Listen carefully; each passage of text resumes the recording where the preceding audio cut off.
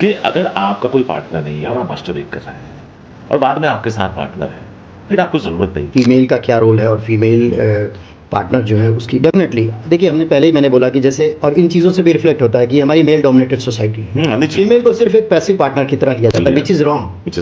It is her right also to enjoy sex, to have what she desires. एक अगर आप social media पे जाएं, इंस्टाग्राम पे जाएं, फेसबुक पे जाएं, तो कीगल एक्सरसाइज कि ये 8 एक्सरसाइज है, ये 10 है, ये 2 है, ये एक्सरसाइज कीजिए।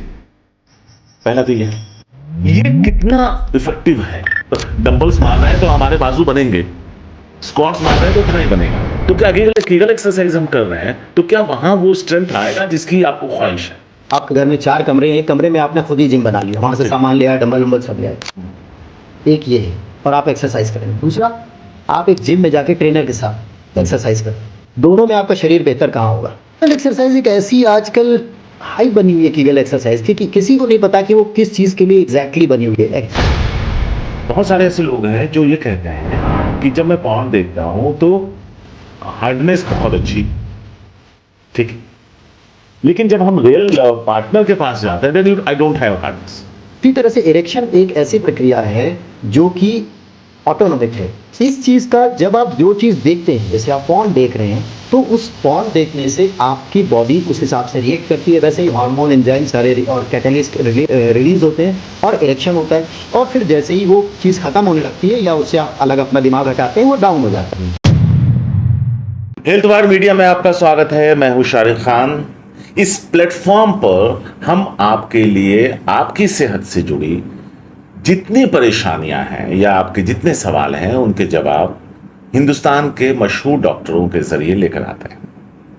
और आज हमारे साथ एक खास मेहमान है और आज का टॉपिक एक ऐसा टॉपिक है जिस पर हम खुद भी बात नहीं करना चाहते। दूसरों से तो छोड़िए, खुद से भी उसका जिक्र करते हम बहुत सहज नहीं होते। मशहूर यूरोलॉजिस्ट और सेक्सोलॉजिस्ट प्रशांत जैन हमारे साथ हैं। डॉक्टर प्रशांत जैन जो PSRI हॉस्पिटल में कार्यरत हैं।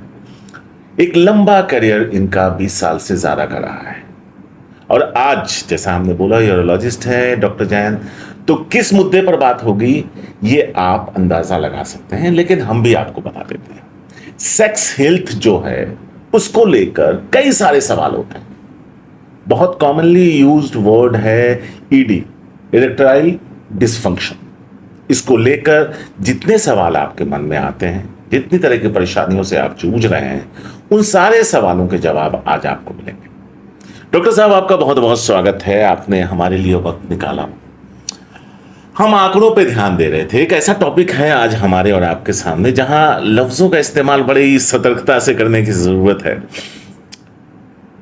कि जो लोग 40 साल के हैं उनमें 35% ऐसे लोग हैं जो ED की समस्या से ग्रस्त हैं और जो 30 साल के हैं उनकी तादाद 25% है और जो 40 है वो 35% है। पहला तो सवाल हम आपसे यही जानना चाहेंगे कि ED जो है इतना कॉमन समस्या अभी सबके लिए है, इसको एड्रेस हम क्यों नहीं करते? नमस्कार शारिक, सबसे पहले तो यहाँ बुलाने के लिए धन्यवाद और इस माध्यम से शायद बहुत सारे लोगों को ये जानकारी देने के लिए आपका धन्यवाद, क्योंकि इस माध्यम से वो शायद ये जान पाएँ उन चीज़ों के बारे में जिनके बारे में, जैसे आपने बिल्कुल सही कहा कि हम खुद से भी बात करने से कतराते हैं। कुछ लोग हीन भावना की वजह से, कुछ लोगों को सही जवाब सवाल ना मिलने की वजह से, और कुछ लोगों का आजकल की जो गूगल पे नॉलेज पड़ी हुई है उसकी वजह से कंफ्यूज हो जाने की वजह से। जी, आपने बिल्कुल सही एक आंकड़ा दिया, लगभग ऐसा ही है। और बहुत उसमें एक पॉइंट नोट करने वाला है कि जब हम 30 साल की उम्र के, मतलब 30 साल के मेल की इरेक्टाइल डिसफंक्शन, सबसे पहले मैं बता दूं कि ये सेक्स स्पेसिफिक है, मेल्स के लिए है, बिल्कुल पुरुषों के लिए, क्योंकि इरेक्शन की आवश्यकता, sex is a couple therapy है, हमें ध्यान रखना है। बिल्कुल। लेकिन उसमें जो 50% पार्ट है वो मेल है, 50 अगर हम ऐसे लेके चलें, अगर एक बैलेंस्ड कपल है, अब उसमें मेल की जो समस्या है, सबसे बड़ी चीज़ मेल ईगो, और वो मेल ईगो कहीं अंदर अंदर अगर इरेक्टाइल डिसफंक्शन है तो और कुंठित होती है। जो आपने ये बात कही कि परसेंटेज 25% करीब 30 साल की उम्र में होता है, सही है, लगभग एवरेज ऐसा ही है। हमारी पॉपुलेशन में तो मतलब इंडियन पॉपुलेशन में देखा जाए ये और भी ज़्यादा है, लेकिन इंडिया में क्या, it is like a tip of iceberg. जो दिखता है उससे बहुत ज़्यादा अंदर है, क्योंकि एक्सप्रेस करने के वेज नहीं है हमारी सोसाइटी में अपनी, और ख़ास तौर पे ऐसी चीज़ें जो टैबू हैं। सेक्स इज़ ए टैबू मोर और लेस इन आवर कंट्री। तो यहाँ पर, और आपने बताया कि 40 की उम्र तक पहुँचते पहुँचते ये 35 तक पहुँच जाता है। खुद ही हमें समझ में आ रहा है कि जैसे जैसे एज बढ़ रही है, जिम्मेदारियाँ बढ़ रही हैं और दूसरी स्ट्रेस बढ़ रही है, ईडी बढ़ रहा है। तो इरेक्टाइल डिस्फंक्शन सबसे पहले तो ये है कि क्यों हो रहा है हमारे समाज में और हम क्यों उसको एक्सप्रेस नहीं कर पाते। बढ़ इसलिए रहा है क्योंकि समाज में, सोसाइटी में जो भी लोगों के ऊपर वर्क प्रेशर है, साइकोलॉजिकल स्ट्रेस कह लें आप, बायोलॉजिकल फैक्टर्स हैं, डायबिटीज़ और हाइपरटेंशन, इन तरीके की बीमारियां हैं, और तीसरी जो प्रॉब्लम आपको है वो आप सही डॉक्टर के पास नहीं जा पा रहे हैं, तो वो धीरे धीरे बढ़ रही है पर उसका ट्रीटमेंट नहीं मिल रहा है। तो ये सारे फैक्टर्स एक साथ मिलके इस समस्या को डिस्कस शुरू में नहीं होने देते और बाद में उसका सही ट्रीटमेंट भी नहीं मिल पाता क्योंकि सही डॉक्टर के पास वो नहीं पहुंच पाता। डॉक्टर साहब, यहाँ पे थोड़ा सा एक और इन्फॉर्मेशन हम दर्शकों को देना चाहेंगे। आप हमारे साथ लगातार बने रहिए। अब तक जब भी हम ईडी की बात करते हैं तो हम मेडिसिन की बात करते हैं, लाइफस्टाइल की बात करते हैं, खान पान की बात करते हैं, लेकिन अब एक चीज आई है, पेनाइल इम्प्लांट। सर्जिकल है, नई है, लेकिन हिंदुस्तान इसमें काफी आगे है। दुनिया से लोग यहां आते हैं क्योंकि कॉस्ट कम है और रिजल्ट बहुत अच्छा है। बिल्कुल ठीक कह रहे हैं आप। उस पर भी हम बात करेंगे, लेकिन पहले ईडी से जुड़ी बाकी जो समस्याएं हैं, जो दिक्कत हैं, उस पर बात करते हैं। डॉक्टर साहब, कई वजह, ईडी की कई वजह, उसमें से एक और वजह निकल कर आती है परफॉर्मेंस प्रेशर। या बिल्कुल ठीक कह रहे हैं आप। यह भी एक बहुत बड़ी समस्या है कि आप इतना तनाव लेकर के कमरे में इंटर होते हैं कि वहीं सब कुछ कोलैप्स कर जाता है। तो वजह गिनाइए कि क्या क्या है जो इस परेशानी को और बढ़ा देता है। देखिए, खास तौर पे हमारी भारतीय समाज है, इंडियन सोसाइटी, जैसे मेल डोमिनेटेड सोसाइटी, कितना भी आप इक्वलिटी की बात कर लें, प्रैक्टिकली जो बात है वो यही है, it's a male dominated society, और मेल डोमिनेंस हर जगह दिखाई देती है। आप बिजनेस में देख लें, प्रोफेशन में देख लें किसी, या घर पे भी आप देख लें तो घर पे महिला को एक स्पेस दिया जाता है कि भाई आपको घर संभालना है, या काम करने जा रहे हैं तो आप बड़ा कमाल का काम कर रहे हैं, थोड़ा सा इससे कह के उनको पैम्पर किया जाता है। बट ये माना जाता है कि सब संभाल मेल ही रहा है, फाइनेंशियली भी मेल ज़्यादा स्ट्रांग माना जाता है। तो होता क्या है कि जब आप कमरे में इकट्ठे मिलते हैं, like sex is a need of the body and it is a very natural act. बिल्कुल, हम इसको सबसे पहली बात तो किसी गंदे एक्ट की तरह या किसी, हाँ ज़रूर ये बात है कि हमें एक जो दायरा है उसके अंदर रहना है। ये कोई ऐसी चीज़ नहीं है जिसको कि हम ओपनली इस चीज़ को डिस्प्ले करें। हमारे समाज की एक अपनी एक गरिमा है जिसे हमें मेंटेन करना, तो हमें कोई वेस्टर्न सोसाइटी से कॉम्पीट नहीं करना है। लेकिन दो तीन चीज़ें हैं जो कि इस चीज़ में परफॉर्मेंस प्रेशर वाले शब्द को ले आती, परफॉर्मेंस प्रेशर वाले एंगल को ले आती है जी। अच्छा, सबसे पहली चीज़ क्या है, जो हमारे मैं ज़रूर कहना चाहूँगा कि जो हमारे मीडिया में, सोशल मीडिया में जो वीडियोस पड़े हुए हैं, जो लोगों को, चूँकि हमारे यहाँ कोई क्लियर कट सेक्स एजुकेशन नहीं है, there is no criteria also set कि ये नॉर्मल है, इसके बाद अब नॉर्मल है, या ये अंडर नॉर्मल है। वो तो जब आप डॉक्टर से मिलते हैं वो पूरा साइंटिफिक वे में आपको एवेल्युएट करता है, तो बताता नहीं भाई आप ठीक हैं या नहीं है। लेकिन अदरवाइज लोग मिसगाइडेड रहते हैं, जो पॉर्न देखते हैं, सॉफ्ट पॉर्न, आजकल जब से ये डिजिटल डेटा वगैरह इजीली बहुत ज़्यादा फ्री मिलने लगा है, मोबाइल इतना फ्रीली अवेलेबल है, तो लोगों को ये होता है कि भाई कुछ भी देखा और वही चीज़ उनको वहाँ परफॉर्म करनी है। अच्छा, पार्टनर को भी कभी कभी पता होता है कि उसने देखा तो उसे लगता है कि आप उससे अंडर परफॉर्म कर रहे हैं, भले ही पार्टनर की एक्सपेक्टेशंस ना हो, हम उसी थिंकिंग से जाते हैं। जो मेल है परफॉर्मेंस प्रेशर में ही हमेशा अंदर जाता है।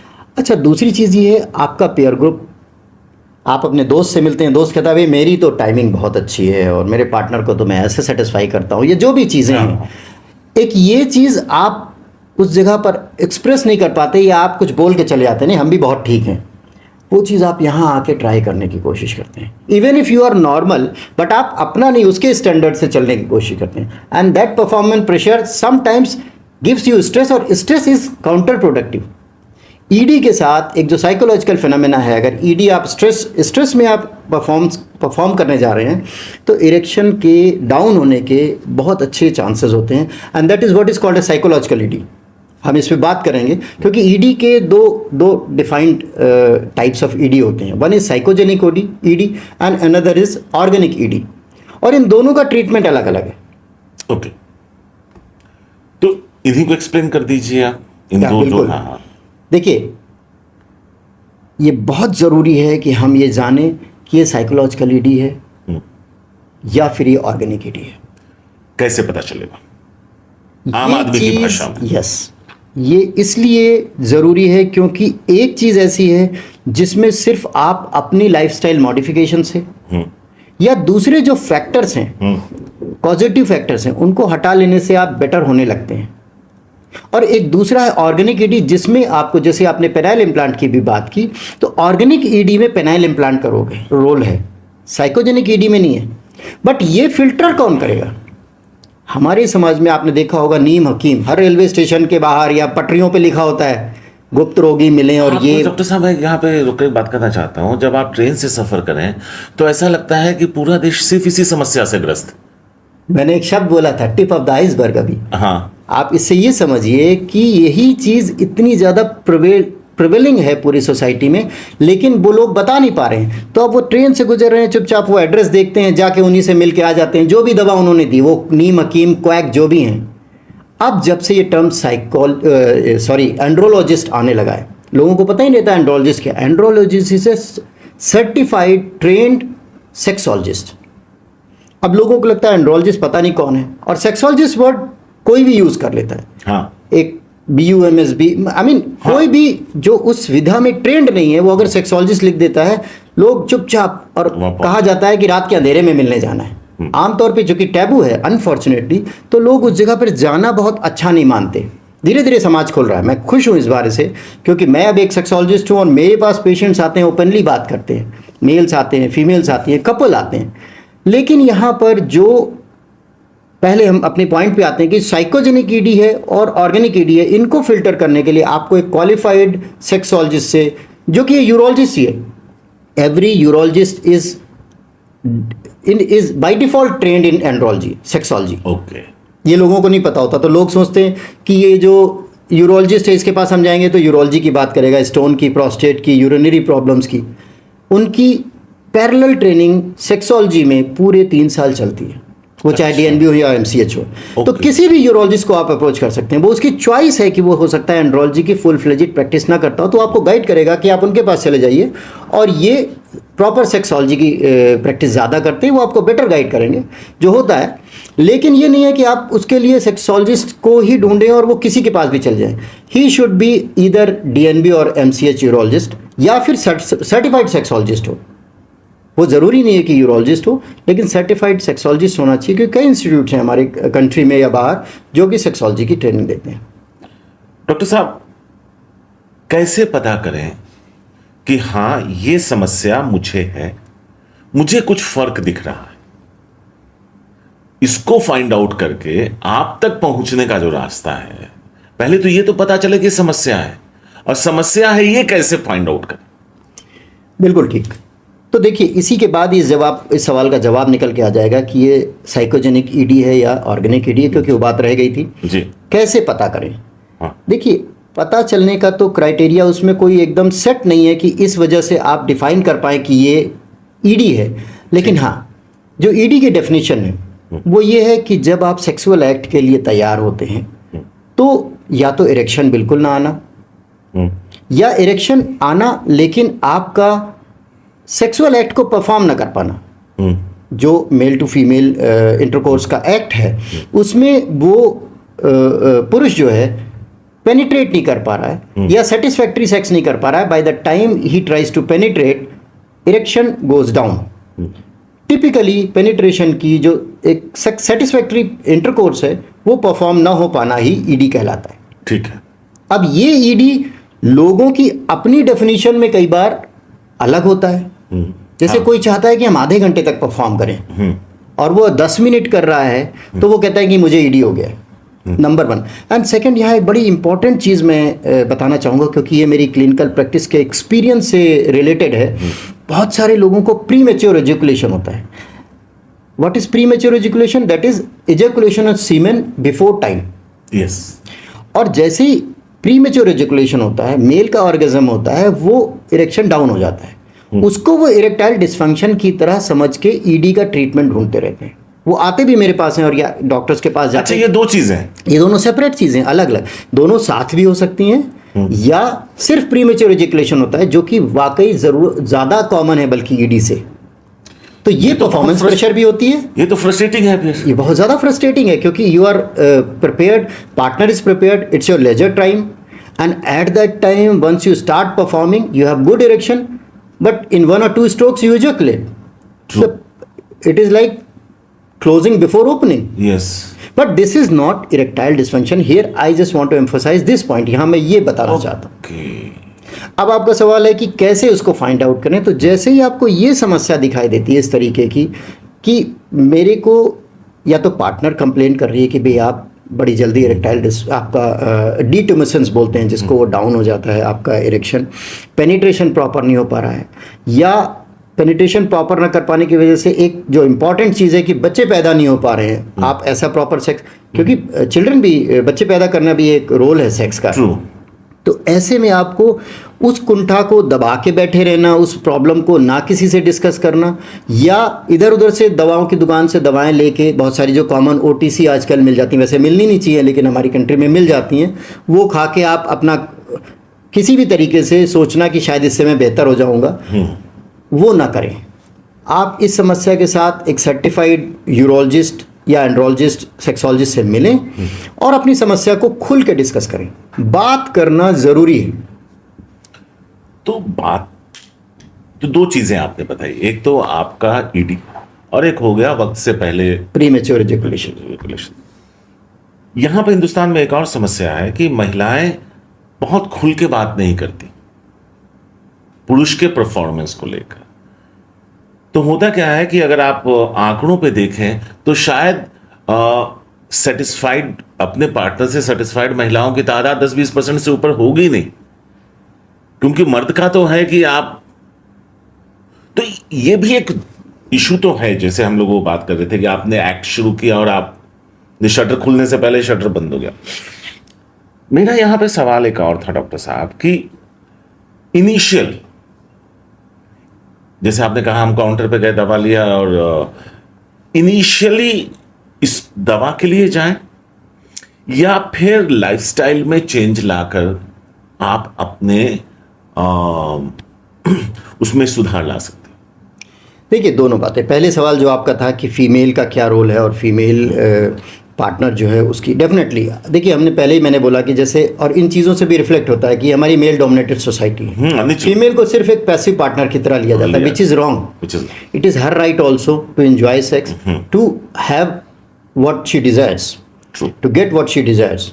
बट समस्या यही है कि मेल सिर्फ अपनी संतुष्टि के लिए सेक्स करता है मेजॉरिटी ऑफ द टाइम। समय थोड़ा सा बदल रहा है, ये मैं इसलिए कहूँगा क्योंकि मैं ये सेक्सोलॉजिस्ट हूँ, मेरे पास अब कपल आते हैं और उसके पार्टनर जो है वो खुल के बताती है मुझे कि सर ऐसा है। मेरे अपने वे ऑफ ट्रीटमेंट भी यही है कि मैं पहले दोनों से बात करता हूँ, फिर एक एक से अलग अलग बात करता हूँ, फिर दोनों को साथ ला के बात करता हूँ। हमें तो इन्फॉर्मेशन निकालनी है और वही इन्फॉर्मेशन मुझे सही ट्रीटमेंट देने में मदद करती है।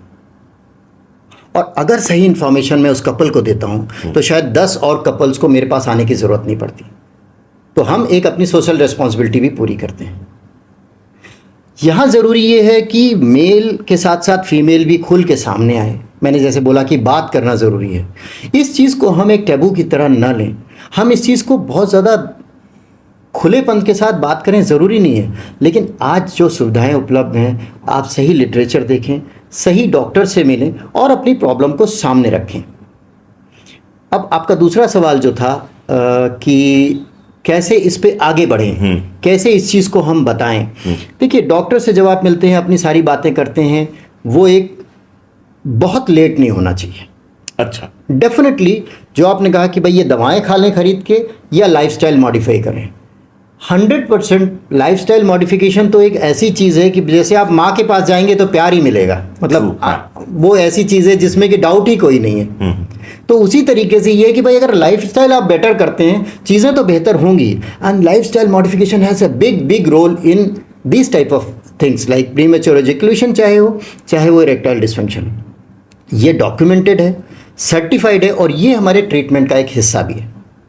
आप ओवरवेट हैं, आप लेथार्जिक हैं, या आप एक्सरसाइज नहीं करते हैं, डायबिटिक हैं, हाइपरटेंसिव हैं, उसकी मेडिसिन नहीं लेते हैं। अब बहुत एलेबोरेटेड है अगर मैं इन सब के बारे में जाऊं कि इन डिसीजेस से कैसे ये प्रॉब्लम्स होती हैं, लेकिन ये सारी माइक्रो एंजियोपैथीज करती हैं। पेनाइल इरेक्शन के मैकेनिज्म क्या है कि वेसल्स डायलेट होंगी, स्मूथ मसल रिलैक्स होगी, और स्मूथ मसल रिलैक्स होगी तो वो इरेक्शन अच्छा आएगा और सस्टेन करेगा। अब अगर डायबिटीज़ है, माइक्रो एंजियोपैथी हो गई, हाइपरटेंशन है, वेसल्स हार्ड हो गई, वो डायलेट ही नहीं होंगी। जब डायलेट नहीं होंगी तो ब्लड का फ्लो उधर नहीं जाएगा।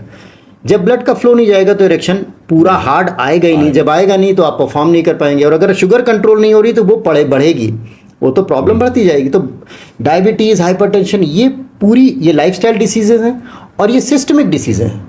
डायबिटीज़ जैसे स्टोन है, वो किडनी को रिप्रेजेंट कर, भाई किडनी स्टोन है या गॉल ब्लैडर स्टोन है, वो बाकी ये नहीं कि ब्रेन में स्टोन बन जाएगा, घुटनों में स्टोन बन जाएगा, बहुत इम्पॉसिबल या रेयर सी बात है। लेकिन डायबिटीज़ आपकी आँखों को, आपकी ब्रेन को, आपकी किडनी को, लिवर, तो ये सिस्टमिक डिसीज़ है। तो डायबिटीज़ अगर है तो वो ईडी को भी बहुत ज़्यादा बढ़ाती है। ईडी का बहुत बड़ा कारण अनकंट्रोल्ड डायबिटीज़ है। तो लाइफस्टाइल मॉडिफिकेशन इंपॉर्टेंट है। ओटीसी मैं नहीं कहूँगा, ओवर द काउंटर ड्रग्स को आपको नहीं लेना चाहिए। क्या इंपॉर्टेंट है कि वो दवा लेने से पहले आप अपने आप को मॉडिफाई करें। आप कहें डॉक्टर के पास जाने से पहले, अगर आप भाई कहीं आपको जाना है 2 मील पहले ही आप चल लिए तो आपने तो फ़ायदा ले लिया ना, वहाँ 8 ही मील चलना है आपको। तो आप पहले लाइफस्टाइल मॉडिफिकेशन करें और उसके बाद डॉक्टर के पास जाएं। जब डॉक्टर कहे लाइफस्टाइल मॉडिफिकेशन करिए तो आप कहें सर ये तो मैं कर रहा हूँ, he will also be happy because the result will come faster, result जल्दी आएंगे। तो लाइफस्टाइल मॉडिफिकेशन, फिर डॉक्टर से मिलना। डॉक्टर साहब बारी बारी आते हैं। अगर आप सोशल मीडिया पे जाएं, इंस्टाग्राम पे जाएं, फेसबुक पे जाएं, तो कीगल एक्सरसाइजेज आते हैं कि ये 8 एक्सरसाइज है, ये 10 है, ये 2 है, ये एक्सरसाइज कीजिए। पहला तो ये कितना इफेक्टिव है? जैसे हम अगर डंबल्स मार रहे हैं तो हमारे बाजू बनेंगे, स्क्वाट्स मार रहे हैं तो थाई बनेगा। तो क्या कीगल एक्सरसाइज हम कर रहे हैं तो क्या वहां वो स्ट्रेंथ आएगा जिसकी आपको ख्वाहिश है? इसका जवाब मैं एक उदाहरण से देना चाहूँगा। मेरा एक सवाल है जी। दुकानें खुली हुई हैं जिम का सामान लेने के लिए, एक्सरसाइज का सामान लेने के लिए, और आपके घर में 4 कमरे हैं, एक कमरे में आपने खुद ही जिम बना लिया, वहाँ से सामान ले आया, डंबल वंबल सब ले आए। एक ये है, और आप एक्सरसाइज कर रहे हैं। दूसरा, आप एक जिम में जाके ट्रेनर के साथ एक्सरसाइज कर रहे हैं। दोनों में आपका शरीर बेहतर कहाँ होगा? जो ट्रेनर के साथ कर रहे हैं। एग्जैक्टली। तो कीगल एक्सरसाइज एक ऐसी आजकल हाइप बनी हुई है कीगल एक्सरसाइज की कि किसी को नहीं पता कि वो किस चीज़ के लिए एग्जैक्टली बनी हुई है, except those who are doctors जो कि कीगल एक्सरसाइज बता रहे हैं, या वो जो डॉक्टर से पूछ के एक्सरसाइज को कर रहे हैं। क्योंकि आप अगर नेट पे भी कीगल एक्सरसाइज के बारे में पढ़ेंगे तो 50 लोगों को 50 तरीके से बताई जा रही है। वो ये कोई ऐसी चीज़ नहीं है कि कोई नपातुला कोई चीज़ है, ये एक एक्सरसाइज है। अब कोई अपने तरीके से बताता है, कोई अपने तरीके से बताता है। अब उसका इसमें क्या रोल है नहीं है, बिना जाने हम उसको करते रहते हैं। तो कई बार ये इंप्रूवमेंट तो नहीं होता है, दूसरी चीज़ें भी खराब होने लगती हैं। अच्छा, कीगल एक्सरसाइज इज व्हाट? आपकी पेल्विक फ्लोर मसल को टाइट करना। ट्रू, हाँ, है ना। पेल्विक फ्लोर मसल को टाइट करना पेनाइल इरेक्शन से कोई उसका खास लेना देना नहीं है। उसका अलग शायद प्रीमेच्योर एजुकेशन में डेफिनेटली थोड़ा उसका रोल है, जो मैं भी बताता हूँ लोगों को। लेकिन बिना जाने समझे इन एक्सरसाइजेस को नेट से पढ़ के, चूंकि आप डॉक्टर के पास नहीं जाना और यूज़ करते हैं, मैं उसको सर्टिफाई नहीं करता। उसका रोल है, लेकिन जैसे दवा का रोल है कि आप 1 किलो खाएं कि 1 मिलीग्राम खाएं, वो डॉक्टर बताएगा। उसी तरह से कीगल एक्सरसाइज कैसे करनी है, कब करनी है और किस चीज़ के लिए करनी है, ये आपको किसी न किसी एक्सपर्ट से पूछ के करनी चाहिए। यह इन्होंने सबसे जरूरी बात बताई, क्योंकि हम देखते हैं, हम जिम जाते हैं तो देखते हैं हर तीसरा आदमी वही कर रहा होता है, क्योंकि आपने सोशल मीडिया पे देखा होता है तो आपको पता है ये क्या कर रहा है। हमारे पास मरीज आते हैं, वो बस सर कीगल तो मैं कर रहा हूँ, ठीक नहीं हो रहा हूँ। मैंने कहा वो तो चल तो आप रहे हो लेकिन अपोजिट डायरेक्शन में चल रहे हो। भाई आप चौराहे पे मैप दे के चलोगे तब आप सही जगह पहुँचोगे, लेकिन आपके पास मैप नहीं है, आपके पास रास्ते हैं, तो वहाँ आप सही भी जा सकते हो, गलत भी जा सकते हो। डॉक्टर साहब एक और है कि जैसा हम लोग बात कर रहे थे कि स्मार्टफोन, पुराने ज़माने में अगर आपको पॉर्न देखना होता था तो आप VCR और टीवी किराए पे लेके आते थे और कैसेट लेके आते थे और रात को बैठ के देखते थे। टफ काम था, प्लेजर ज़्यादा था। हाँ, अब क्या है कि आपके हाथ में है, फ्रैक्शन ऑफ सेकंड दूर है आप पॉर्न से। क्या एक्सेसिव पॉर्न भी आपको रियल परफॉर्मेंस में फर्क डालता है? Yes, yes, it is pornogenic ED. अच्छा। हाँ, देखिए, जो भी आप कंटेंट देखते हैं उस कंटेंट से आपके ऊपर परफॉर्मेंस प्रेशर बढ़ता है, और वो परफॉर्मेंस प्रेशर जब आप वहाँ नहीं दे पाते, आप स्ट्रेस में रहते हैं, वो आपको इवन वर्स कर देता है। इसी तरह से जैसे आप जब बहुत ज़्यादा पॉर्न देखते हैं तो आपकी जो बहुत लेमन लैंग्वेज में अगर मैं समझाऊं, आपकी जो मेंटल क्लॉक है वो डिफरेंटली सेट हो जाती है, और वो उस चीज़ को जब आप रियल टाइम में परफॉर्म करते हैं तो एग्जीक्यूट वैसा नहीं कर पाती। इसीलिए बहुत सारे मेरे पास पेशेंट्स आते हैं, यंग बॉयज़ भी आते हैं, वो कहते हैं सर मेरा इरेक्शन बहुत अच्छा नहीं होता। मैं पूछता हूँ मैरिड हो? कहते हैं नहीं। मैं कहता हूँ कोई पार्टनर है जिसके साथ आप परफॉर्म करो? नहीं, वो नहीं है, लेकिन मैं मैस्टरबेट करता हूँ। तो तब मैं उनको ये बताता हूँ कि भाई masturbation is not the replica of actual performance.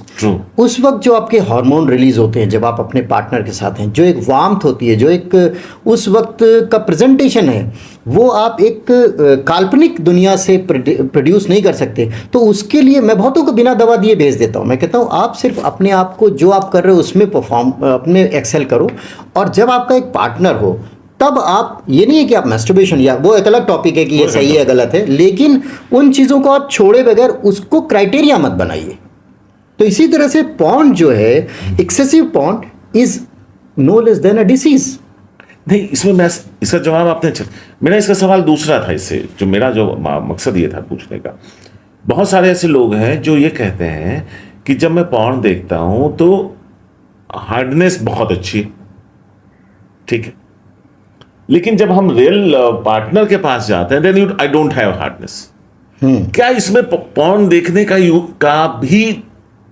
बिल्कुल, मैं इस पॉइंट पे आता हूं आपको। देखिए, जो इरेक्शन है वो एक ऑटोनॉमिक प्रोसेस है। इरेक्शन आप ऐसे बैठे हैं कि ये सोचिए तो इरेक्शन नहीं हो जाएगा। आप हाथ ऐसे खड़ा करना चाहे आपका हाथ खड़ा हो जाएगा। हाँ, ये ब्रेन कंट्रोल कर रहा है। हाँ। लेकिन जो चीज़ें जैसे एकदम से शॉक लगता है तो पुतली चौड़ी हो जाती है हमारी, या रिफ्लेक्स में हाथ अटता है, ये सारी ऑटोनॉमिक रिफ्लेक्सेस हैं। उसी तरह से इरेक्शन एक ऐसी प्रक्रिया है जो कि ऑटोनॉमिक है। सिंपैथेटिक और पैरासिम्पैथेटिक रिस्पॉन्स से वो इरेक्शन होता है और डाउन होता है। इस चीज़ का जब आप जो चीज़ देखते हैं, जैसे आप पॉर्न देख रहे हैं, तो उस पॉर्न देखने से आपकी बॉडी उस हिसाब से रिएक्ट करती है। वैसे ही हार्मोन, एंजाइम सारे और कैटलिस्ट रिलीज होते हैं और इरेक्शन होता है, और फिर जैसे ही वो चीज़ ख़त्म होने लगती है या उससे आप अलग अपना दिमाग हटाते हैं, वो डाउन हो जाता है। सेम चीज़ जब आप चाहते हैं कि पार्टनर के साथ हो, पार्टनर के साथ वो एम्बियंस, वो एटमॉस्फेयर अगर जनरेट होता है तो इरेक्शन अपने आप होता है।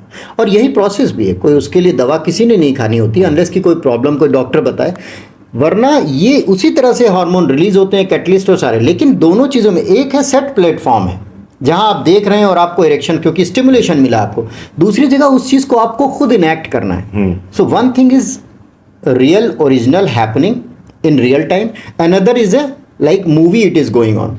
इसीलिए ये एक डिसीज़ की तरह, जैसे मैंने बोला कि excessive porn is a disease, क्योंकि धीरे धीरे आपका इंटरेस्ट उसमें चला जाता है, तो आपका जो वो रिफ्लेक्सेस हैं अंदर, जो सिस्टम उसका चल रहा है इरेक्शन और डाउन होने का, वो धीरे धीरे उसमें कम होने लगता है जब आप मूवी देख के ये सारी चीज़ें करते हैं। और इधर भी जब आप परफॉर्म कर रहे हैं तो आपके दिमाग में वो मूवी वाला परफॉर्मेंस प्रेशर रहता है, तो then you sometimes do not perform the way you want to perform. तो ये जो आपका सवाल है कि ये जो उसमें इरेक्शन होता है और इसमें नहीं होता है, ये दोनों चीज़ों की बिल्कुल साइकोलॉजी अलग अलग है।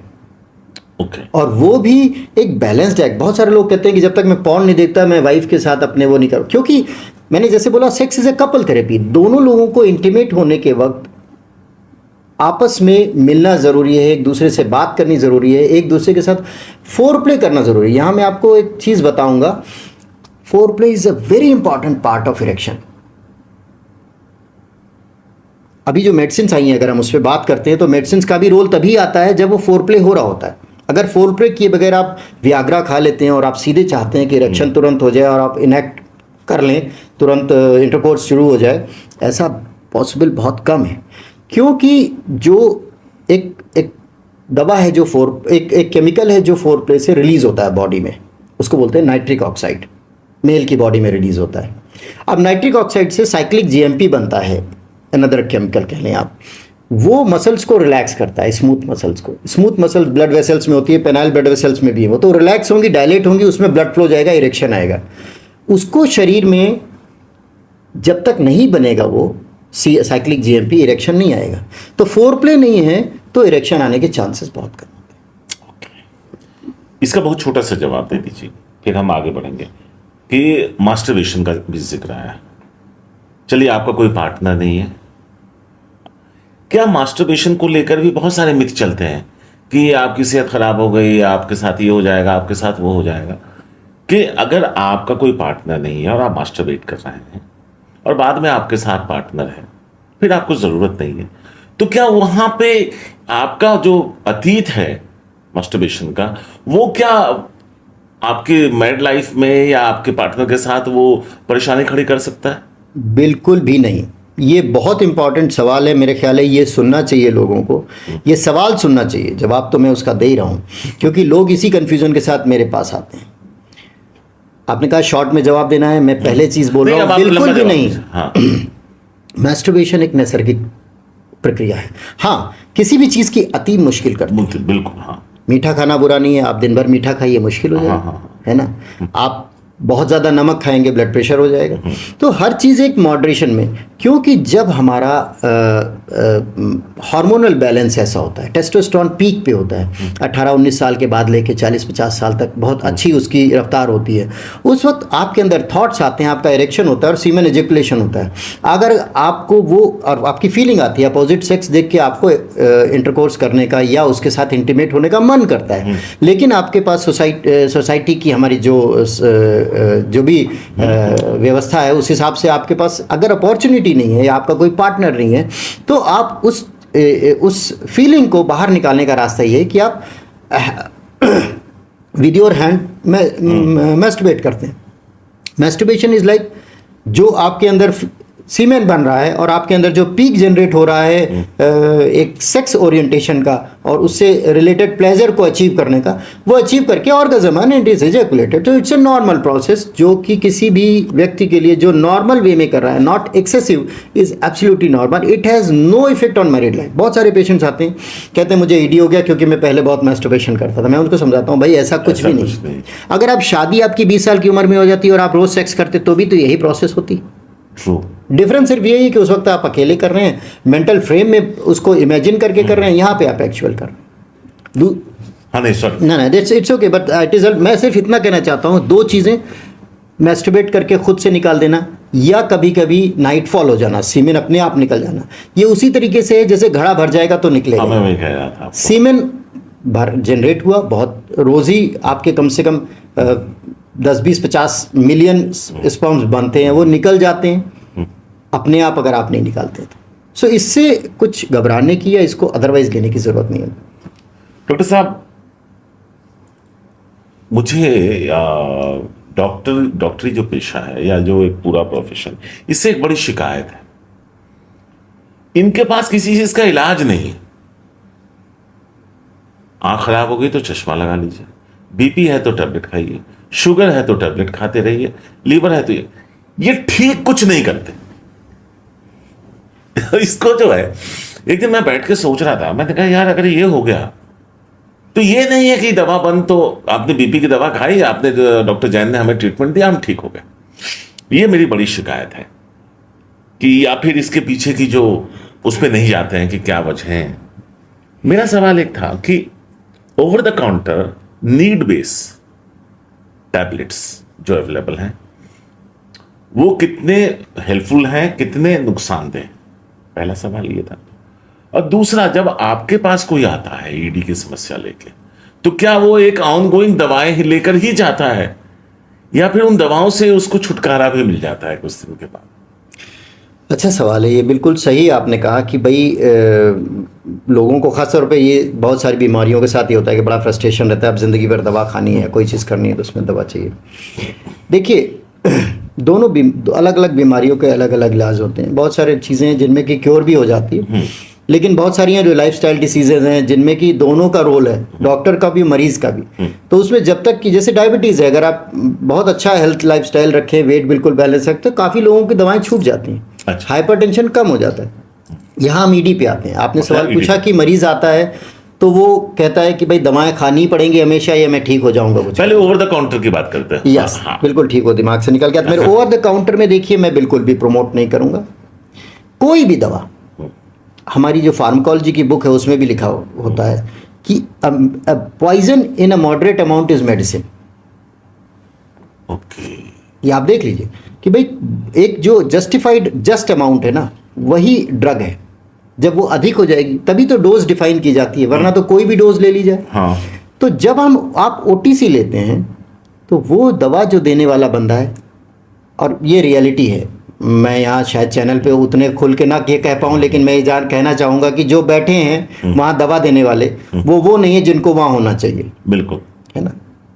आइडियली तो फार्माकोलॉजिस्ट को हाँ। वहाँ बैठा होना चाहिए, बट ठीक है कहीं कहीं बैठे भी होंगे, तो मैं किसी को सही या गलत नहीं कह रहा, लेकिन ये आपका अपना खुद का क्लिनिकल एक्यूमेन है कि लोग दवाओं की डिब्बी देख के आपको बेचते हैं। जब आप जाते हैं उनको पढ़ना भी नहीं आता कि क्या लिखा हुआ है, बस उनको फोटोजेनिक मेमोरी है कि हाँ ये दवा मांग रहा है तो ये वाली है।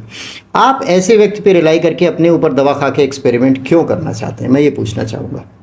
लोग करते हैं, लेकिन वो जाते हैं कोई भी दवा दे दी उन्होंने उठा के दे दी, अच्छा इसमें टैबू भी छिपा है तो वो दे देते हैं, उस पर सवाल भी बंदा नहीं करता।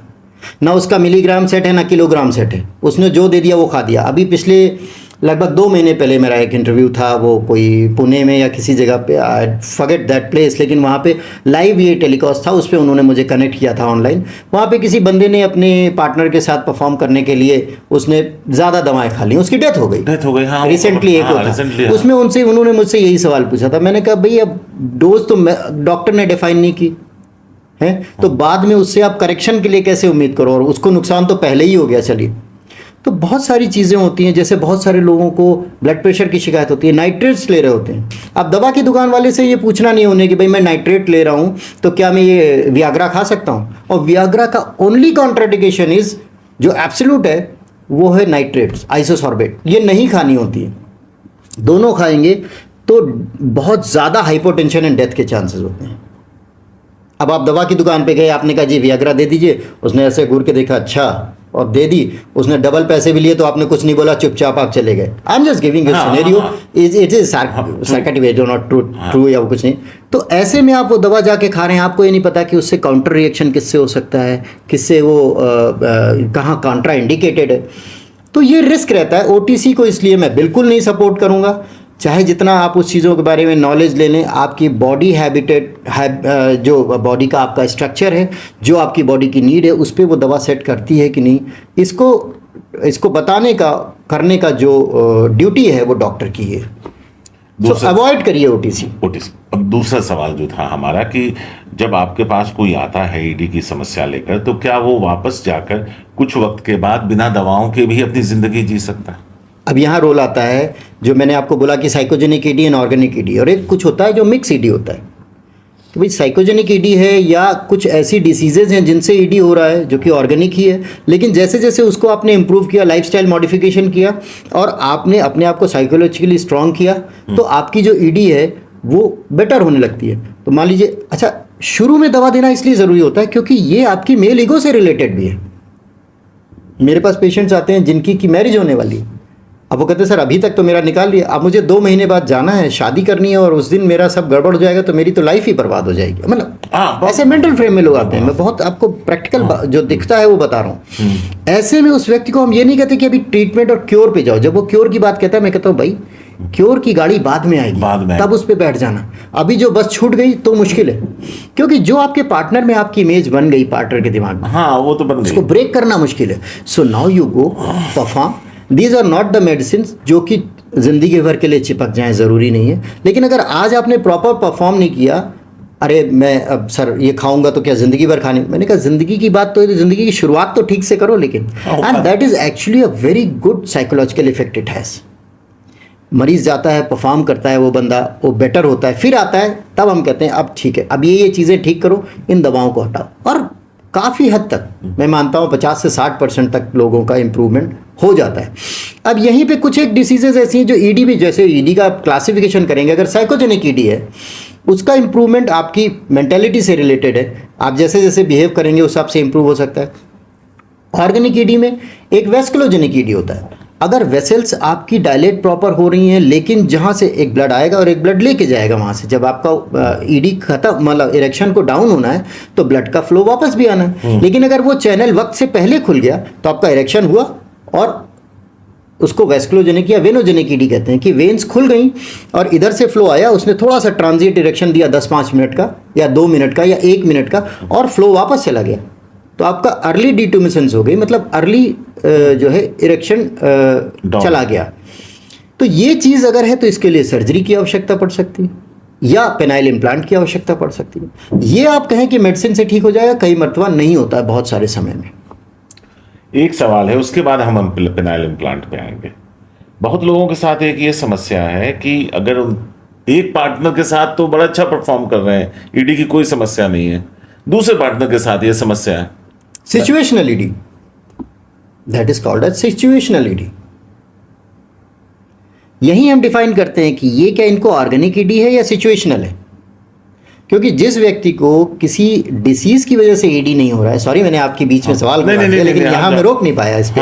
तो जहाँ ऑर्गेनिक ईडी है वो तो किसी के साथ भी होगा, वो किसी के साथ भी होगा। और सिचुएशनल ईडी मतलब साइकोजेनिक ईडी, साइकोलॉजिकल ईडी, कि आप अपनी हो सकता है पत्नी के साथ परफॉर्म नहीं कर पा रहे हो, वहाँ इरेक्शन आपको नहीं आता है, लेकिन जब आप फ्री माइंड में होते हैं और किसी दूसरे पार्टनर के साथ होते हैं, हमारे समाज में अगर ऐसा नहीं भी है, लेकिन तो वहाँ आप परफॉर्म कर पाते हैं, जैसा कई बार होता भी है, अब हम इस चीज़ को कहें या न कहें। दूसरा, कई बार अपने घर में परफॉर्म नहीं कर पा रहे हैं, बहुत सारे लोग घूम रहे हैं, कमरे से आवाज़ें बाहर जाती हैं, 2 घरों का ही कमरा है, 2 कमरों का ही घर है, सॉरी, या बच्चे सो रहे हैं वहीं पे, लेकिन आप जब हिल स्टेशन पे जाते हैं you perform better, very good. तो ये आपके सवाल का जवाब यहीं पे है। तो इससे कैसे निपटे? हाँ, तो इससे निपटने के लिए तो आपको सेक्सोलॉजिस्ट को मिलना है। अच्छा भाई देखिए, जब आप एक्सपर्ट के पास, ये तो हम सिर्फ डिस्कशन कर रहे हैं एक बहुत बड़े टॉपिक का जो यहाँ हम कर रहे हैं, लेकिन जब हमारे पास एक रिजल्ट ओरिएंटेड टारगेट होता है जिसको कि हमें रिजल्ट देखना, बंदा हमारे पास सामने बैठा है। ईडी की समस्या ही शारिक भाई ज़्यादा इसीलिए है क्योंकि हम बात ही नहीं करते, और बात करते भी तो उन लोगों से नहीं करते जिनके पास इलाज है। हम सर्टिफाइड सेक्सोलॉजिस्ट के पास नहीं जाते, हम यूरोलॉजिस्ट के पास, एंड्रोलॉजिस्ट के पास नहीं जाते, हम किसी से भी जिसने तंबू लगा के बैठा हुआ है कि ये वाला तेल ले लो, ये वाली दवाएं ले लो, ये खाओ वो खाओ, उससे लेके आधे अधूरे वे में अपने आप को जाके, और अगर परफॉर्म हो गया तो 10 और को वहीं भेज देते हैं। तो मतलब आप ट्रेन पे चढ़े, अगर बिना टिकट चढ़ के अपनी जगह पे उतर गए तो आप 10 और को कहने के बिना टिकट, गलत तो वही है ना, आपका नुकसान तो उसमें हो ही सकता है कभी ना कभी। चलिए एक और सवाल था कि बहुत सारे लोग हैं जो आपको ऑयल दे देते हैं, बोलते हैं आप मसाज कीजिए, हमने आयुर्वेद ऑयल बना दिया है, ये मिला दिया, वो मिला दिया, ये कर दिया। क्या मसाज का कोई रोल होता है? देखिए, एक वर्ड है जो कि वर्ड ओवर सर्टिफाइड है, and that is called as evidenced based medicine, evidenced based practice. मैं ये नहीं कहूँगा ये तेल सही है या गलत है, जिस चीज़ के पीछे एविडेंस है आप उसको फॉलो करिए। हम एलोपैथी की प्रैक्टिस करते हैं, एलोपैथी में जब तक सारी चीज़ों की एविडेंस नहीं होती, क्या वो दवा मार्केट में आती है? नहीं। आपको पता है, आप इतने दिनों से more than 2-3 decades you are in media and you are meeting many people, बहुत सारे लोगों को जो कि दवाओं में एक्सपर्ट रिसर्च करते हैं, ये करते हैं। कोई भी व्यक्ति कल उसे दवा अच्छी लगी, उस पहाड़ से उखाड़ के यहाँ ले आया। तो ये सारी चीज़ें इसीलिए कहीं इफेक्टिव होती, कहीं नहीं होती, क्योंकि उनका कोई रिकॉर्ड नहीं है, कोई एविडेंस नहीं कि 100 लोगों पे ट्राई किया गया है, वो ठीक हो रहे हैं, इसलिए 101 वाले को अब आप कॉन्फिडेंटली दे सकते हैं। तो ये चीज़ें कई बार साइकोजेनिक ईडी होती है, और बंदे ने वो दवा तेल लिया, उससे उसका कॉन्फिडेंस बूस्ट हो गया कि इसने बहुत, उसने कन्विंस कर दिया बंदे ने। अच्छा, तो उसका तो वो गया, साइकोलॉजिकल इफेक्ट है कि वो, तो प्लेसिबो भी काम बढ़िया करता है। अब जो है, जिस प्रकार हमने शुरुआत में बात किया था, पेनाइल इम्प्लांट, बहुत सारे लोगों को यह वर्ड नहीं मालूम है। जब हर तरफ से आप निराश हो जाएं, लेकिन इस सवाल का जवाब आप बाद में दीजिए। पहला सवाल है कि ये पेनाइल इम्प्लांट है क्या, कितने तरह का है, फायदे और नुकसान, इस सब पे थोड़ा सा चर्चा करते हैं। पहले बताइए पेनाइल इम्प्लांट क्या है, क्या जो लोग तो यहाँ मैं इसको एक छोटा सा इससे पहले का प्रीटेक्स्ट कहना चाहूँगा, जिसमें कि लोग पेनाइल इम्प्लांट के साथ साथ ये पता रह गए कि इस पूरी जर्नी में पेनाइल इम्प्लांट खड़ा कहाँ है, किस जगह पे आपको पेनाइल इम्प्लांट के लिए जाना है। हाँ, so it's not a primary therapy of ED, it is never a primary therapy of ED. ठीक है, ये लास्ट रिजॉर्ट है। ठीक है। इससे पहले आपकी जो कंसल्टेशन है, साइकोलॉजिकल लाइफस्टाइल मॉडिफिकेशन है, उसके बाद मेडिकेशंस हैं, मेडिकेशंस अगर फेल होते हैं तो इंट्रापेनाइल इंजेक्शंस हैं, उसके बाद वैक्यूम इरेक्शन डिवाइस है जिससे कि हम पेनिस के नीचे रिंग लगा के इरेक्शन करते हैं वैक्यूम से। उसके बाद ये सारी चीज़ें फेल होने के बाद फिर पेनाइल इम्प्लांट का रोल आता है। अब पेनाइल इम्प्लांट क्या चीज़ है ये बताता हूँ मैं। देखिए, पेनिस एक रॉड की तरह है और ये रॉड ही इरेक्ट जब होता है तो इससे ही intercourse and performance, sexual performance की जाती है। जब ये रॉड फ्लैसिड है तो इसके अंदर दो कैवर्नोसा होते हैं जिनके अंदर ब्लड फ्लो आता है और ये इनको इरेक्ट करता है, इनको इंक्रीज करता है इनके साइज को। जब ये नेचुरली नहीं हो रहा है तो इन्हीं दोनों कैवर्नोसा में जो दो रॉड्स हैं पेनिस के अंदर, नेचुरल जो कि मसल की कह लें आप, ब्लड वेसल्स की कह लें, उन्हीं में हम दो रॉड्स को इम्प्लांट कर देते हैं। अब वो दो रॉड्स जो होती हैं कई तरीके की उनकी क्वालिटीज़ होती हैं। आमतौर पे सिलिकॉन की बनी हुई रॉड्स होती हैं जिनके अंदर कई बार निटिनॉल वायर्स और बहुत सारी चीज़ें होती हैं, लेकिन सिलिकॉन की मेनली होती हैं। इनकी वैराइटीज़ हैं। मेन दो तरीके से डिफ्रेंशिएट होता है। एक होता है जो कि मैलिएबल सेमी रिजिड इम्प्लांट होता है, जो कि सस्ता आता है, लेकिन इसको आप कंसील नहीं कर सकते, मतलब ये कंसील कर सकते हैं आप लेकिन डिफ्लेट नहीं कर सकते। अगर इसको आपने लगाया तो फिर ये पेनिस इरेक्ट ही रहेगा, ये रॉड की तरह पड़ा रहेगा। अच्छा, हार्डनेस आपकी हार्डनेस बनी ही रहेगी वैसे। ये एक मैकेनिकल उसके अंदर पड़ा हुआ है। ठीक है। दूसरी में मैकेनिज्म जो कि डिफ्लेटेबल, इन्फ्लेटेबल कहते हैं, डिफ्लेटेबल इम्प्लांट होता है, जो कि 2 या 3 पीस में आता है, 2 पीस 3 पीस दोनों बोलते हैं। इसमें क्या एक मैकेनिज्म होती है जो कि अगर बटन एंड रिजर्वायर के थ्रू चलती है। आप बटन को दबाएंगे तो इसके अंदर पानी भरेगा और ये इन्फ्लेट हो जाएंगे, और जैसे ही आप बटन दबाएंगे पानी फिर से वापस रिजर्वायर में चला जाएगा। तो ये नॉर्मल नेचुरल पेनिस जैसे डाउन रहता है वैसा रहेगा। तो बेसिक डिफरेंस एक सेमी रिजिड में और एक इन्फ्लेटेबल में ये है कि सेमी रिजिड को आप डाउन नहीं कर सकते, वो इरेक्ट ही रहेगा। It is like 2 rods there, और आप जितना चाहें, जितने समय तक चाहें पेनिस से, मतलब उस इंटरकोर्स, क्योंकि जब आपकी हार्डनेस बनी तो जो करना है कर लीजिए। हाँ। और इसमें आपके मन पे कि जब, अच्छा, इसको कंसील भी करने के लिए आपको, या इसमें भी दो आते हैं, एक हिंज्ड आता है, एक नॉन हिंज्ड आता है। जो हिंज्ड होता है उसमें बीच में थोड़ा सा एक ऐसी मैकेनिज्म होती है कि इसको आप ऐसे मोड़ के अपने अंडरवेयर में या पैंट के अंदर छुपा सकते हैं। या दूसरा जो होता है इसमें हिंज नहीं है तो वो सीधा ही रहता है, फिर उसको आप बॉडी के तरफ खींच के या एक बैंड लगा के उसको आप टाइट करके रखते हैं। जो इन्फ्लेटेबल है उसको आप बटन से, जब आपका एक्ट पूरा हो जाता है, बटन से आप उसको डिफ्लेट कर लेते हैं, वो अपना नॉर्मल पेनिस की तरह डाउन हो जाता है। And whenever you want to perform any day, any second, उस वक्त आप उसको इन्फ्लेट कर लेते हैं। तो ये मैकेनिकली इरेक्ट करता है पेनिस को, उसमें आपका मतलब साइकोलॉजिकल इम्पैक्ट की ज़रूरत नहीं है उसमें। अगर ये इम्प्लांट कोई करा लेता है तो क्या जो प्लेजर है वो वही रहता है जो पहले आप नॉर्मल, जब आप इम्प्लांट से पहले जब आप किसी के साथ लव मेकिंग कर रहे हैं? तो बढ़िया सवाल है। देखिए, इम्प्लांट जैसे मैंने बोला कि लास्ट थेरेपी है ना, लास्ट रिजॉर्ट है। तो बंदा जब सब चीज़ों से पूरी तरह से फ्रस्ट्रेट होकर आता है, लेकिन उसका एम है कि मुझे सेक्सुअल एक्ट परफॉर्म करना है, मैं बहुत ज़्यादा इस चीज़ से परेशान हूँ, तब वो इम्प्लांट का ओपन हार्टेडली एक्सेप्ट करता है। ठीक है। इम्प्लांट एक, जैसे मैंने बोला कि यूनी डायरेक्शनल फ्लो है, उसमें वापस नहीं आ सकते आप, मतलब वो निकल ही सकता है लेकिन पूरा टिश्यू को, वो पेनाइल टिश्यू को, नेचुरल इरेक्शन को पूरी तरह से वो लगभग ख़त्म कर देता है, फाइब्रोसिस कर देता है। तो यहाँ पे जब पेनाइल इम्प्लांट होता है तो इरेक्शन तो अच्छा आता है, आप परफॉर्म अच्छा कर सकते हैं और बहुत लंबे समय तक भी कर सकते हैं, क्योंकि अभी मैकेनिकली आपको डाउन या अप करना है। लेकिन ये वही फीलिंग देता है जो कि आप, अगर नेचुरल फुल इरेक्शन होता तो मैं कहूँगा कि नहीं। ये आपके माइंडसेट पे डिपेंड करता है कि आप चाहते क्या हैं। अगर आप चाहते हैं कि पेनिस, क्योंकि इम्प्लांट करने के वक्त जो आगे का ग्लांस होता है, पेनिस का सबसे आगे वाला भाग, इम्प्लांट के बाद वो काफ़ी कोल्ड हो जाता है, क्योंकि वेस्कुलरिटी उतनी नहीं रहती है और वो उतना, जो उसके अंदर सॉफ्ट, मतलब फर्मनेस होती है, वो भी चली जाती है और क्योंकि sensation ब्लड का भी फ्लो कम। नहीं है, और सेंसेशन भी थोड़ा सा कम हो जाता है, क्योंकि Okay. सारी नर्व्स और वो सारी चीज़ें भी हम उसमें कट करते हुए अंदर जाते हैं। ज़रूरी नहीं है कि वो टूट जाए, लेकिन उसका कोई क्राइटेरिया नहीं रहता है कि नहीं इतने तक होगा, इतने में नहीं होगा। बट यस, जो मेन एक्ट है परफॉर्म करने का, इंटरकोर्स करने का, वो उससे आप बखूबी कर सकते हैं। तो ये आपके माइंडसेट पे कि आप चाहते हैं। जैसे मेरे पास कुछ पेशेंट्स आते हैं, वो कहते हैं सर मेरा ये इम्प्लांट, मुझे ये इतना कोल्ड एक्ट हो गया है अब कि मुझे इससे मज़ा नहीं आ रहा है, मैं इसको निकाल दूं, क्या क्या करूं। लेकिन यही है कि अगर आप निकाल देते हैं, मैंने बोला वन वे ट्रैफिक है, अगर आप निकाल देते हो तो नेचुरल इरेक्शन नहीं आएगा, तो आप इससे ज़्यादा फ्रस्ट्रेटेड है कि वो निकालने के बाद फ्रस्ट्रेटेड ज़्यादा होंगे। ये बैलेंस आपको खुद ही क्रिएट करना है। एंड दैट इज़ वाई ये बहुत इंपॉर्टेंट है कि आप बाकी सारी जो विधियां हैं वो एग्जॉस्ट कर लें, तब पेनाइल इम्प्लांट के लिए जाएं।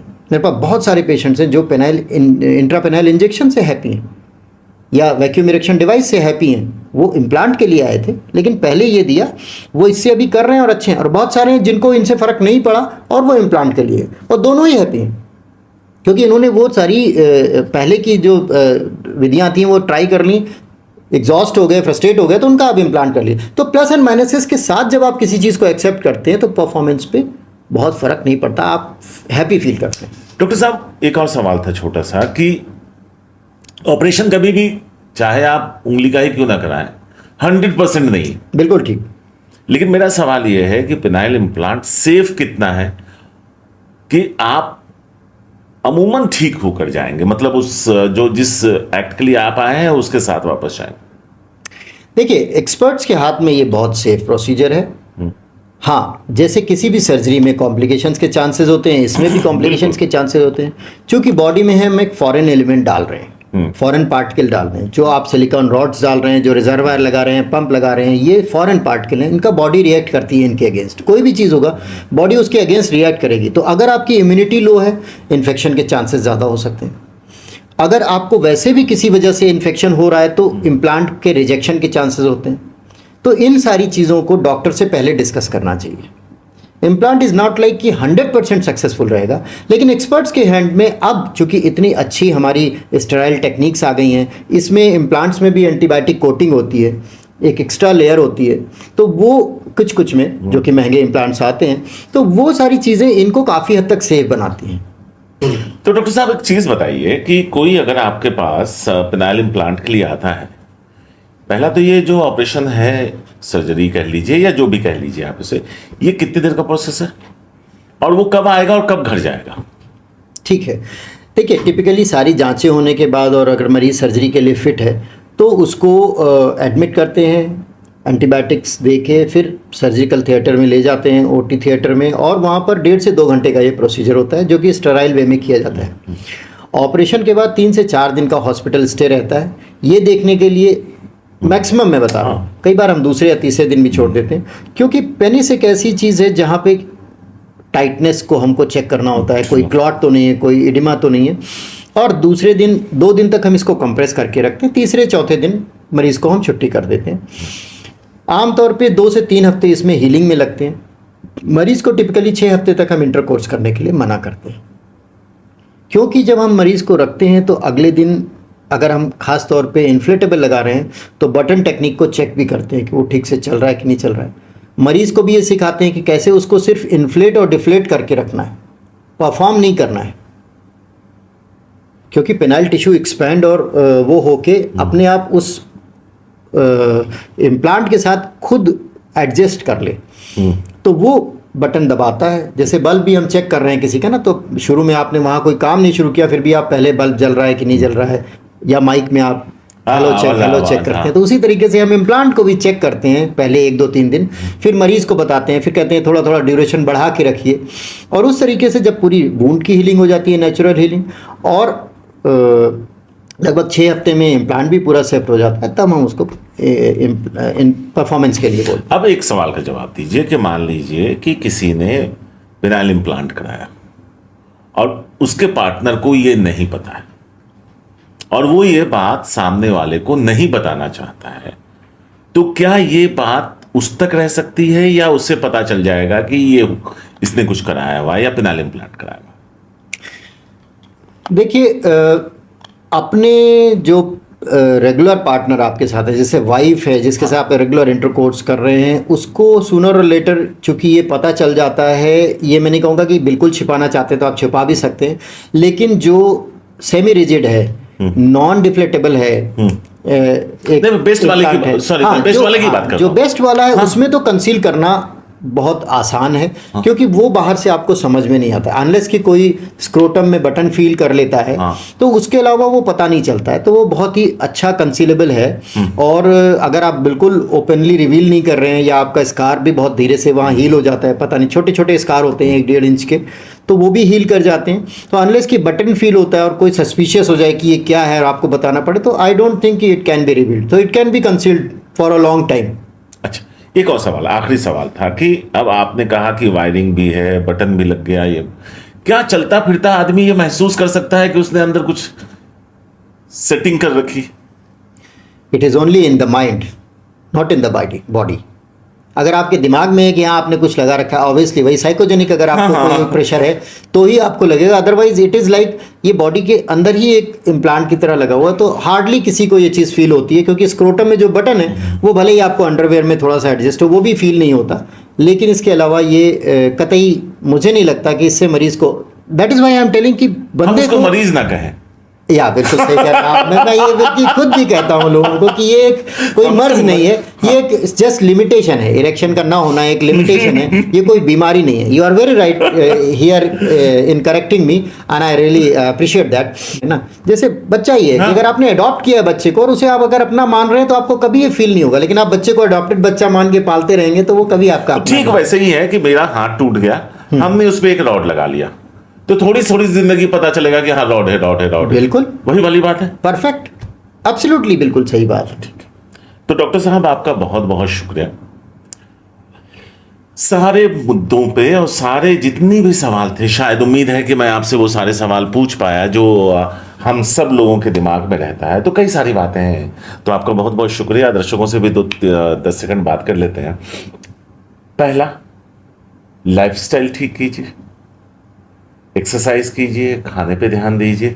स्मोकिंग और अल्कोहल भी बहुत बड़ा रोल अदा करता है आपके ईडी की परेशानी को। बिल्कुल।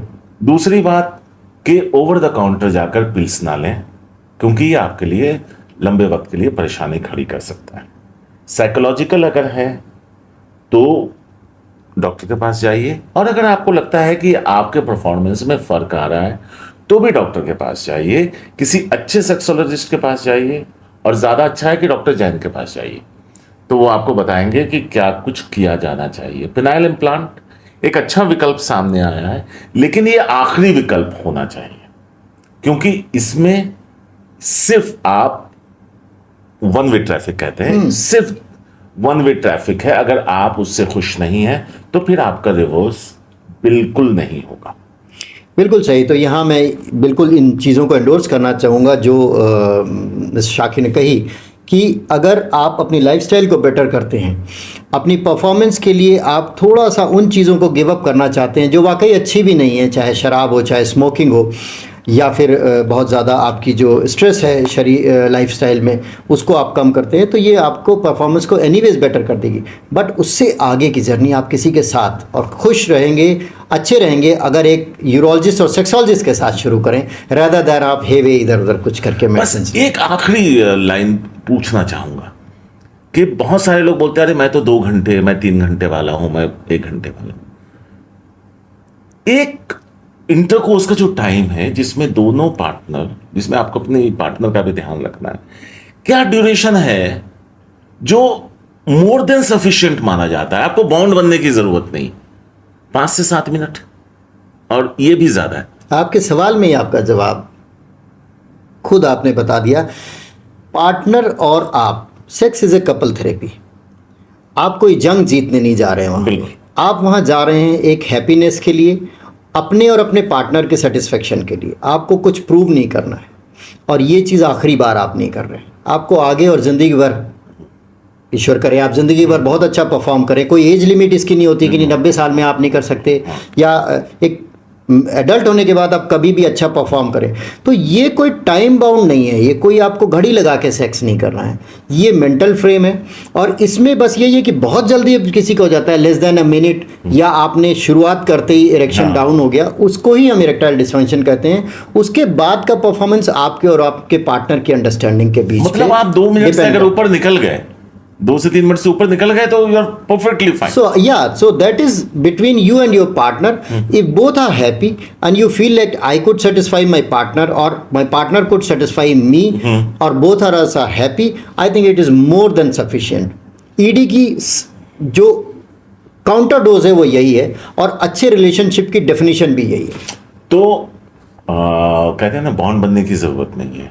और कोई अगर ये बताता चले आपको कि हम 2 घंटों वाले हैं, उस पर भी उससे भी ज़्यादा इफेक्टेड नहीं होना है। आप दोनों जब साथ हैं तो क्या एक दूसरे से संतुष्ट है, एक दूसरे के साथ सेक्सुअल लाइफ से खुश है, यही मायने रखता है। तो डॉक्टर जैन, आपका बहुत बहुत शुक्रिया। और आज हेल्थ वायर मीडिया में इतना ही, और भी बेहतरीन डॉक्टर्स के साथ आपसे मिलवाने का ये सिलसिला हमारा हमेशा जारी रहेगा। नमस्कार।